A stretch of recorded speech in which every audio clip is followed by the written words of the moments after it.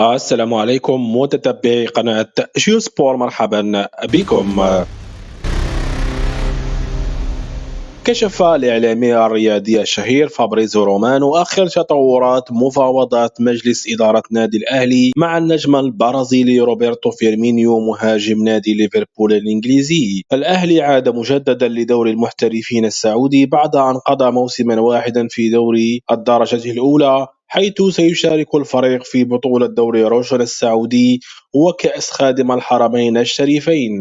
وأكد رومانو أن نادي الأهلي يضع الرتوش الأخيرة قبل الإعلان عن صفقة فيرمينيو، حيث ينهي اللاعب في الوقت الحالي بعض الأمور المتعلقة به قبل إعطاء الضوء الأخضر لإدارة الأهلي من أجل إنهاء الصفقة.